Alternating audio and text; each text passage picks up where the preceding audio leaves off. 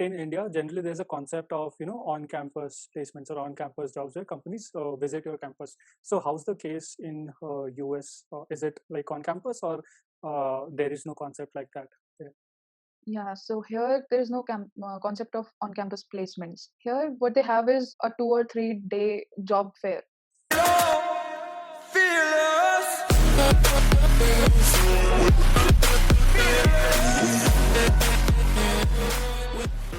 Hi everyone, this is Soumyajit this side.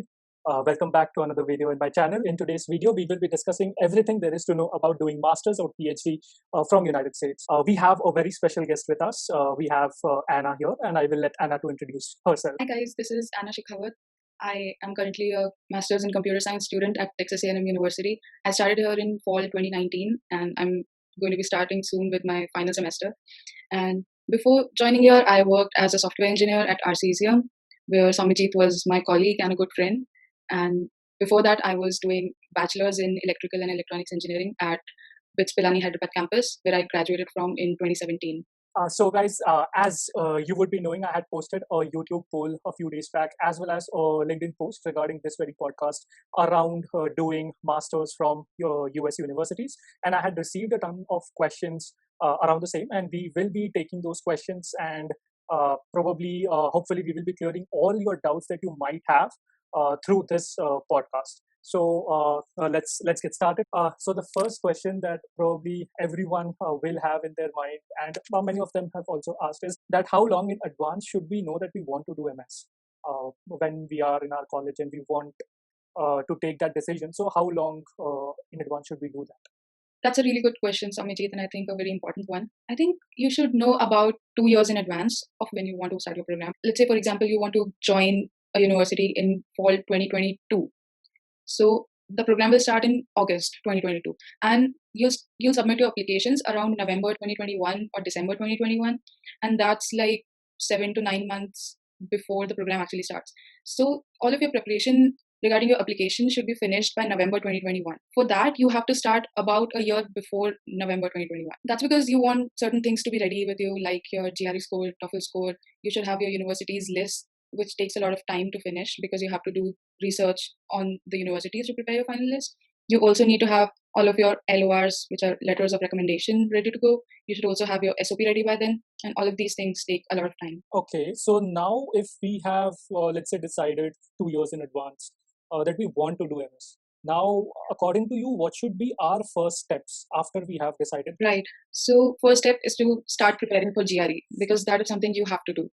And simultaneously, you can start working on your list of universities that you want to apply to. To make your list of universities, you should visit the websites of all the universities that you think you could be a good fit at. Check out lists of professors in all those universities and see which field they work in, whether that field aligns with what you want to work in and why you are doing MS. While making a final list of universities, one very important app that I found while I was doing this step was Yocket, that is YOCKET. That app has data from past years of students who applied to universities. Those students have entered their scores and their CGPA. They have built their whole profile inside that app, and you can look at that and see which universities they got into.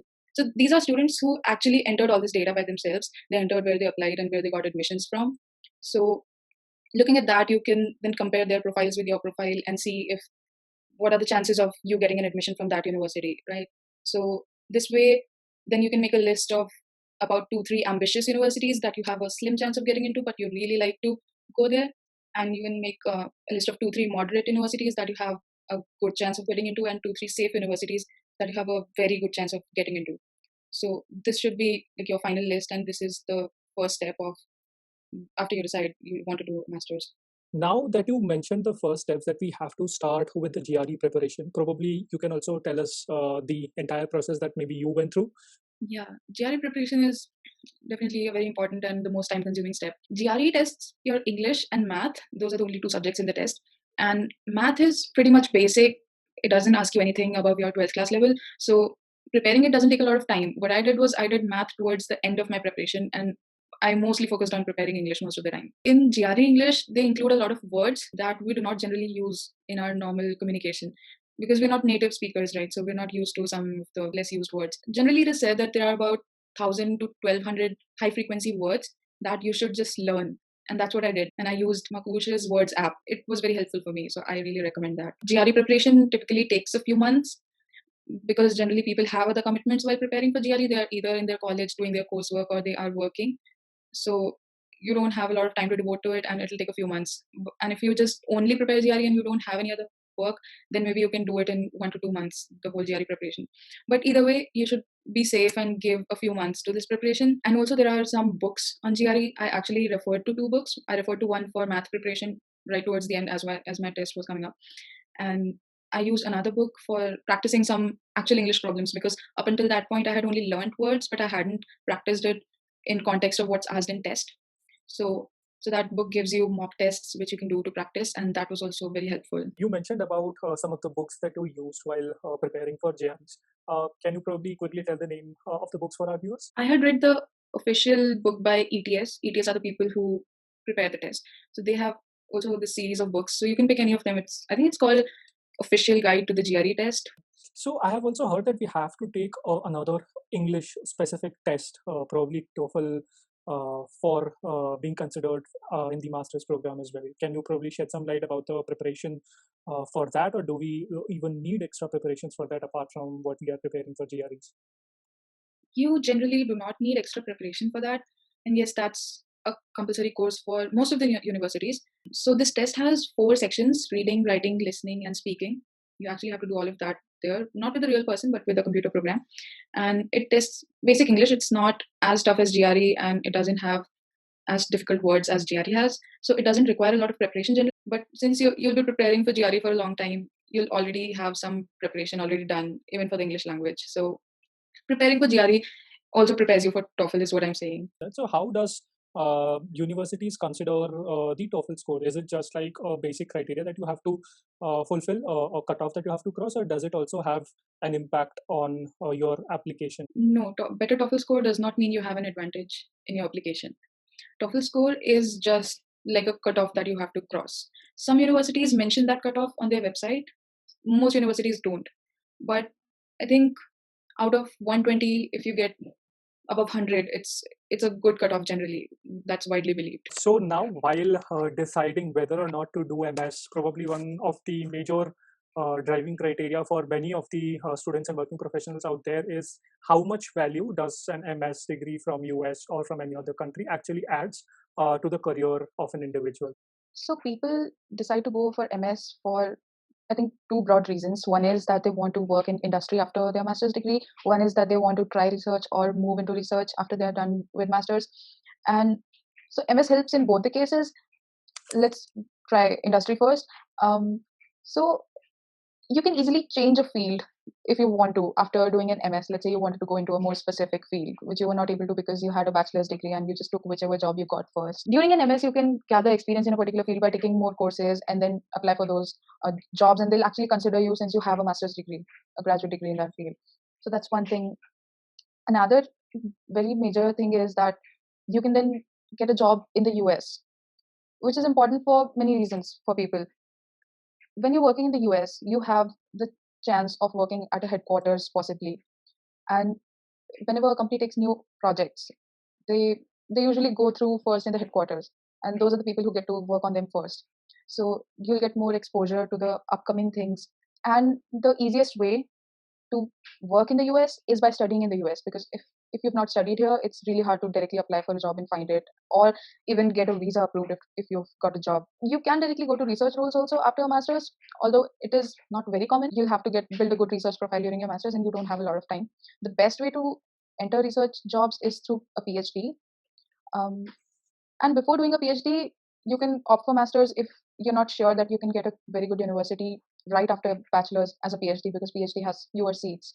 So it's easier to get into a master's program at a good university as compared to getting into a PhD program. So in all these ways, it does add value to your career. You can definitely get better jobs as compared to what you would have otherwise. So as we have already said that before going to masters, you were working in arcesium in Hyderabad.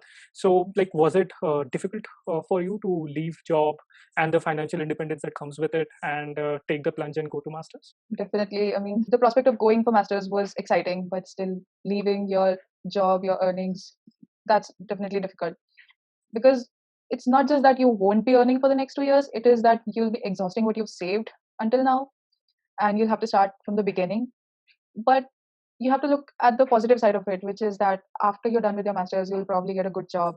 And if you're working outside India, you're probably going to make up for it really quickly.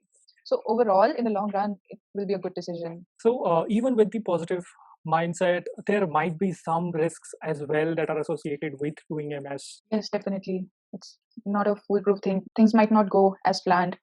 Like when you're starting MS, you get F1 student visa, and it is your responsibility at all times to stay in that US F1 status. There are certain things that you can do to fall out of F1 status. So at every time you have to take care of those things. Most likely, your international students department in your university will, keep you informed of the things that you should never do or things that you should finish in time, because there are deadlines for certain applications even after joining. So you have to take care of those things. And also the most risky part is not getting a job by the end of your MS, which is a likely situation. It happens to people. It is a little rare, but it still happens depending on the program and the university. The thing is that after your program gets over, you get a time period of 3 months to find a job. So if you don't have a job by then you fall out of that F1 visa status and you have to go back. So these are the main risks. There are also some other problems generally that students face that I think I should highlight here. After getting here, also, some people may get a culture shock initially because you've come to an alien land, you're not used to this place, and maybe you miss home for the first few days. But that gets over. It doesn't last very long, so you don't have to worry about that. And one thing that is very important that I don't think a lot of people pay attention to is that while making your list of universities where you want to apply, you should only pick universities that are actually affordable for your budget range. Sometimes while making the list, you only focus on the university's rank or what projects are going on in that university. And when it actually comes time to pay the fee, you realize that, okay, maybe this was a bad decision. So there's no point applying to such a university, right? Why even take all that effort to do that? So we should take that into consideration while preparing the university's list. I received a ton of questions around the scholarship as well as the scholarship process, because even as you said, the university fees can pile up.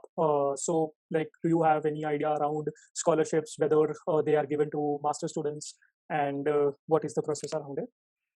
Yeah, many universities do give out scholarships, but how it is given out and when, it depends on the university. So I cannot give a general answer.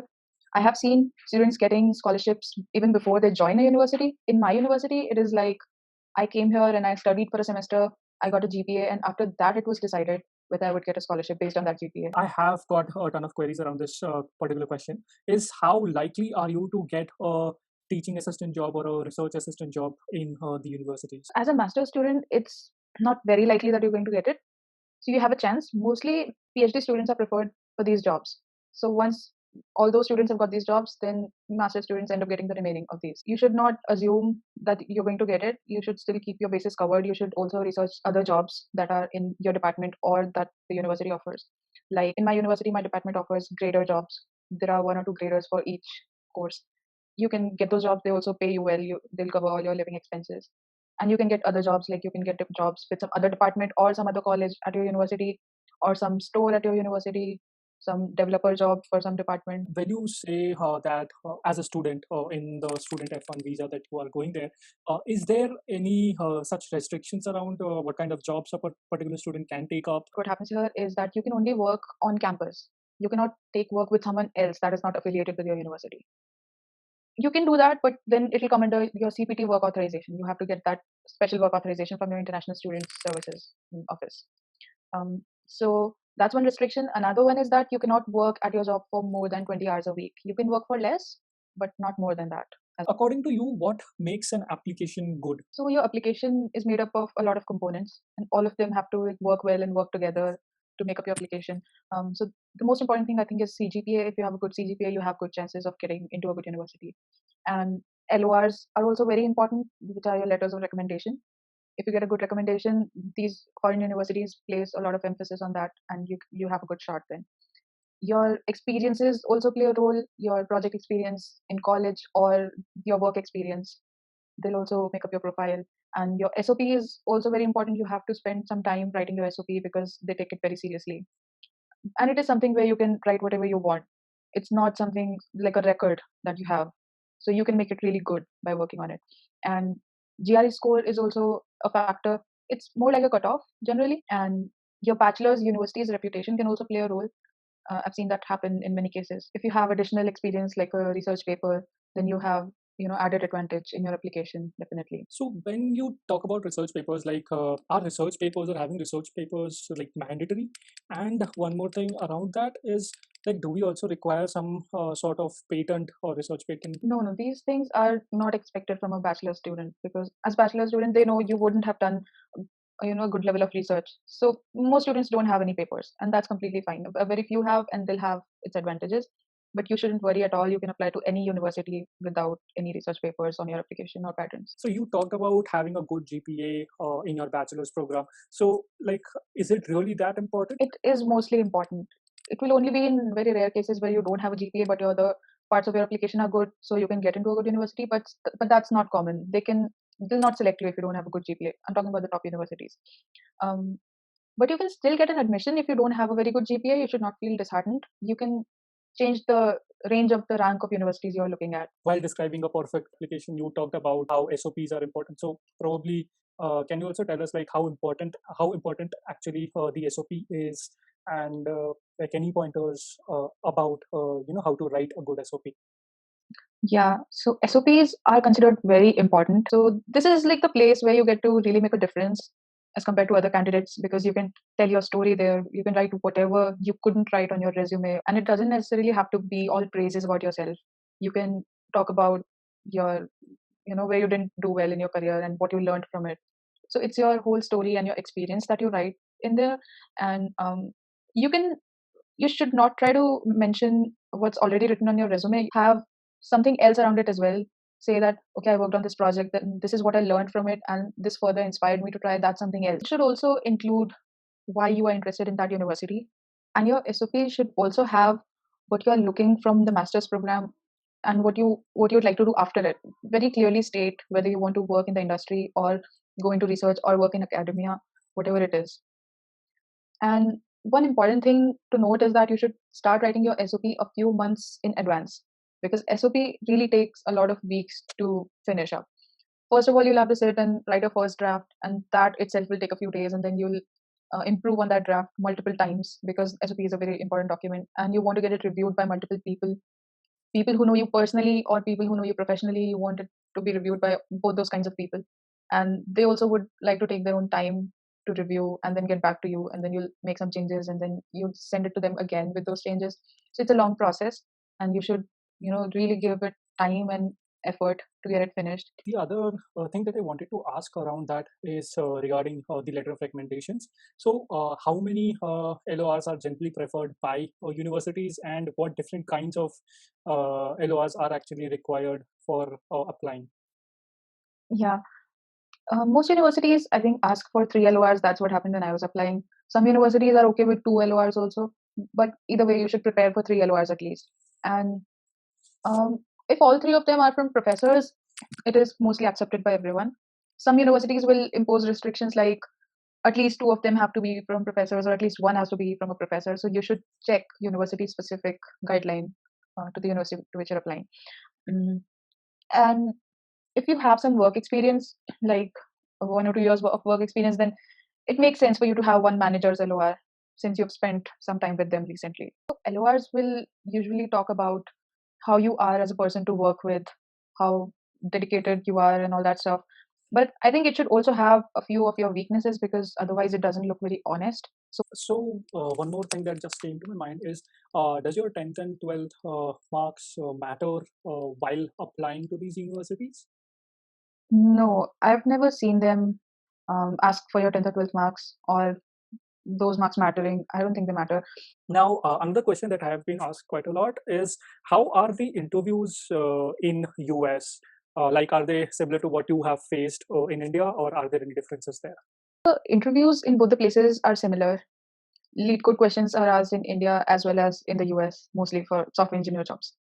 So, what I've felt is important is that you already be prepared with lead code questions before coming here, which a few people were prepared in my experience, but most of them were not. So, what happens is, as soon as you land here and as soon as your program starts, you would have to start applying for internships for next year's summer. So the applications start really soon. So if you are prepared, you'll feel confident enough to apply to them. Otherwise, it'll be late by the time you apply. So I think just be prepared for that. Otherwise, there's nothing very special. Interviews are the same everywhere. In India, generally there's a concept of on-campus placements or on-campus jobs where companies visit your campus. So how's the case in US? Is it like on campus, or there is no concept like that there? Yeah, so here there's no concept of on-campus placements. Here, what they have is a 2 or 3 day job fair. So in that job fair, different companies still visit the campus, but they are only promoting their own companies, and they'll tell you how you can apply to their jobs online. So that's mainly all they talk about. And you can network with them there, you can get their contacts and then later contact them. So that's about what happens most of the times. A very few companies would do any sort of interviews on campus. That's like negligible. So you shouldn't count on that. You'll have to find a job on your own. Do we do MS directly after our bachelor's program here, or do we do MS after some amount of work experience? If you already have a really good profile during your bachelor's that can get you into an MS program, then apply directly. Because if you still work for some time in India and then go, and then you end up getting an entry level job, so you might lose a year or two of your career. That happens because many companies in the US will take you in as at entry level. So it's really good. It's a really good option to go directly after your bachelor's. And let's say if you don't have a very good CGPA, or your bachelor's was in a different branch that was not CS or whichever related branch, then you can work for some time. That will add on to your application. So you'll have better chances of getting into a good university. One more question that I have gotten here is that what is the entire visa process like? When you get admission from a university, you get something called an I-20 document from that university. It states an estimate of cost that you're going to incur at that university. So you have to, arrange that sort of money in a bank account and then apply for visa, for an F1 student visa. There you have to prove that you'll be able to pay for your program. And in India, we get around 5 years of student visa. Its validity is for 5 years. So your program can extend beyond 2 years also. That will get covered by it. And after that, when you start working, you have to get an OPT work authorization. That is optional practical training. So that you can do for a maximum of 3 years. So as in the F1 student visa status, you'll be able to work for 3 years. And in those 3 years, you have to keep applying for the H1B work visa in the US. And as soon as you get it, you can then move to that work visa and continue like normally. Then you lose your student visa status. Apart from that, one more question, probably the final question for today's podcast is like, what is the total fees for doing MS in US? What are the different components that are present in the fees, and what's a ballpark range for the same? Yeah, so the first expenses that you'll incur are during the application process. Each university's application will have some fee associated with it. You'll have to pay for GRE test, TOEFL test, and those are not like cheap tests. All of these things cost a lot. You have to also pay while you apply for a visa. So all of this costs on an average of, let's say, 1 lakh rupees just while applying. Then you get admissions. And then after that, what the university will charge depends completely on the university. Like, we cannot give any common estimate across all universities because their fee vary a lot.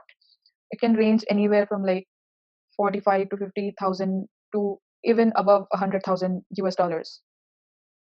By this, we have completely exhausted all the questions that I had collected, and probably at the end, I would like you to, say a piece of advice for the students or for the working professionals who are watching this video, for the viewers who aspire to do their masters or do their PhD from a university in US.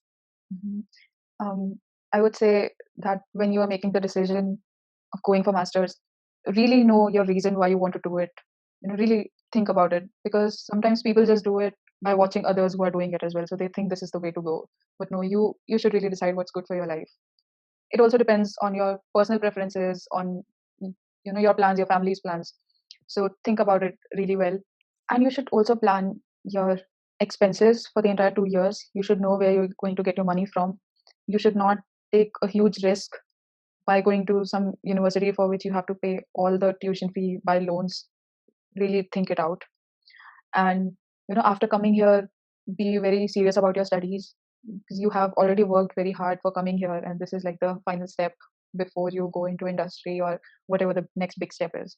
So don't let all of that go to waste. Study really hard. Try to get good scholarships, and yeah, do your lead code preparation well if you are in computer science. Have it already prepared before coming here to some extent. That will help you a lot.